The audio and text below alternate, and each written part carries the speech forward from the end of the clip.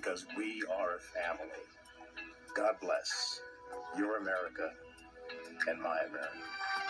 Business people operating in Hong Kong expecting that it's not going to be like mainland China are just operating under a false pretense. Hong Kong has changed. It is now communist China.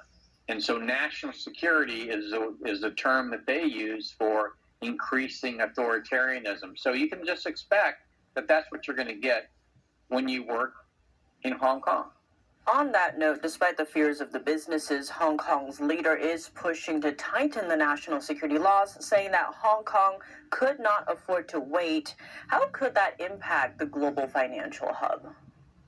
You know, the problem with China and Hong Kong is that they've been using Hong Kong as kind of a funnel or fish trap for money coming into China. It comes in because the Hong Kong dollar is freely exchangeable, then it gets sent into China and transferred to renminbi, which is not fully convertible. So, in my opinion, we should once China fully, basically brought Hong Kong back under the communist fold, we should have never allowed the Hong Kong dollar to continue to be attached to the U.S. financial system. This is just a farce. No other country in the world are allowed to have two different currencies, and they basically use it to take advantage of international investors. And quite frankly, we should. Has recently sent over 50 balloons drifting towards Taiwan. Here's how Washington responded to those reports.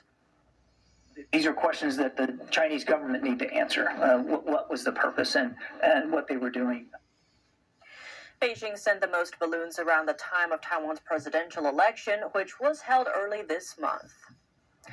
The latest between Trump and China, the Washington Post reports that the Republican frontrunner for 2024 is weighing whether to slap 60% tariffs on all Chinese imports if he's reelected.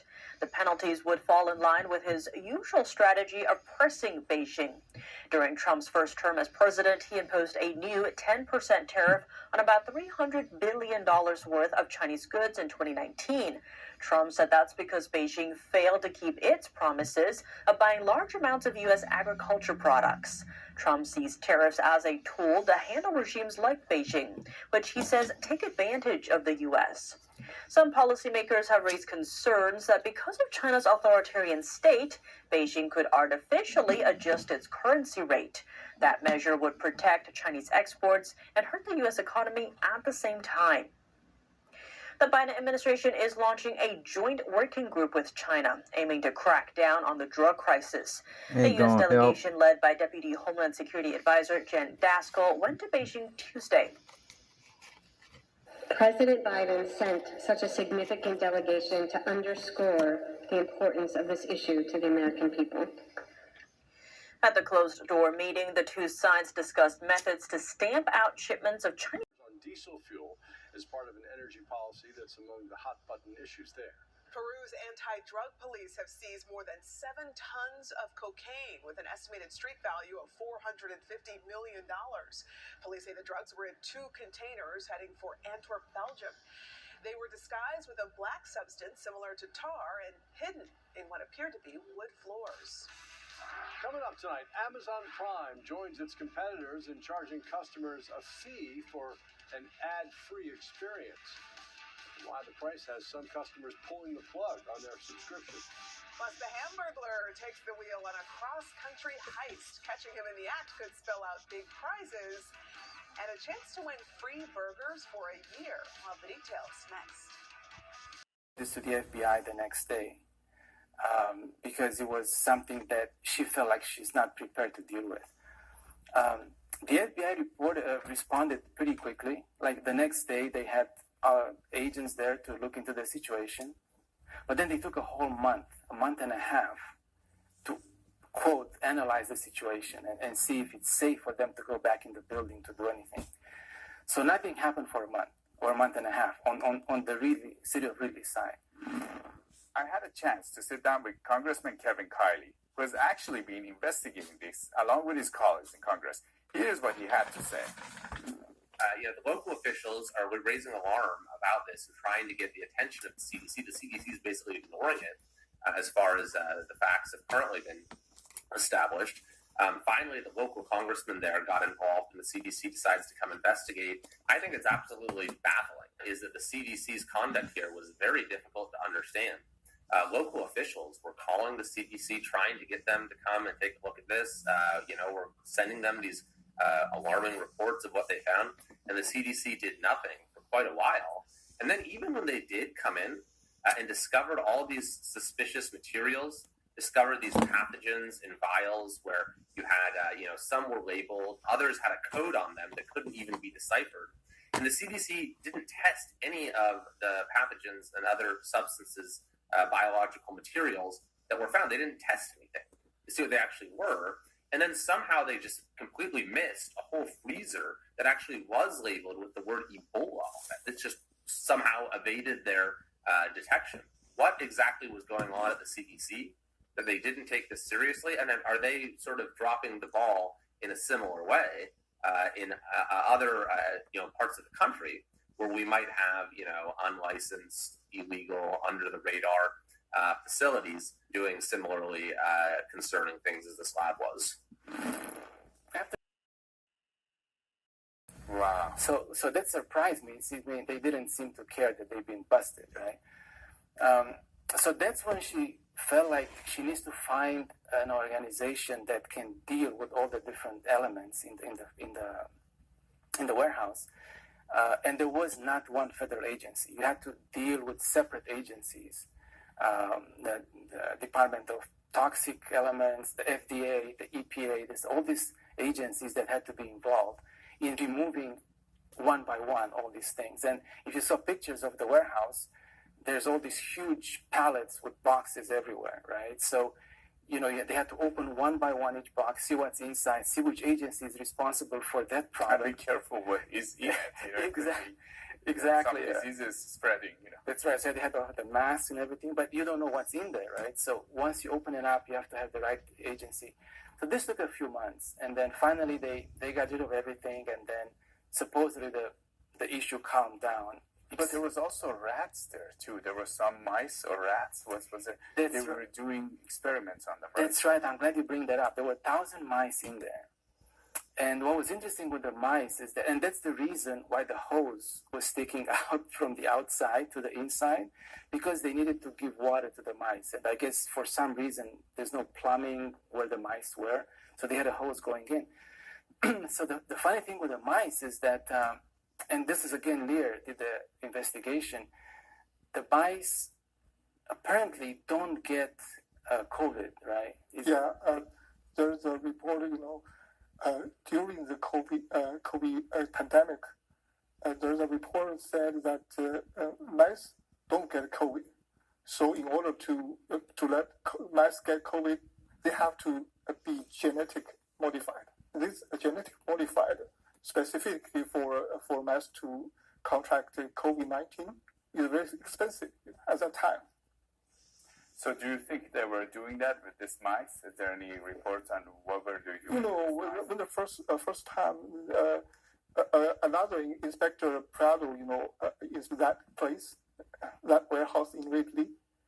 They told him that these mice are genetically modified to contract COVID-19. So that's in a court document.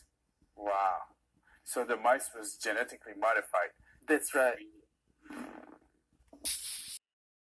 They had to euthanize the mice because they had no other way to deal with them, and they didn't know what virus they carry and all that. So they did that after a month of feeding them, but after finding the correct way to get rid of them, they were able to euthanize them, what they call humanely euthanize them. All the stuff was moved out of the warehouse after a few months. And then we started to look into who's behind this lab. And again, Lear found out that there's someone by the name of Jesse Ju who seems to have been involved with different companies around in Canada and Hong Kong and the US that had to do with biological labs and things like this. But we only had one piece of information that Jesse Ju was involved with Universal Meditech. And there was a 2000 article from Visalia Delta Times. It's a local newspaper, very small paper in the city of Tulare, which is next to Fresno. And it said that Jesse Chu, as the CEO of Universal Meditech, welcomes, opens up this new company, basically, in the city of Tulare. It's like a press PR. Exactly. About them starting a company. That's right.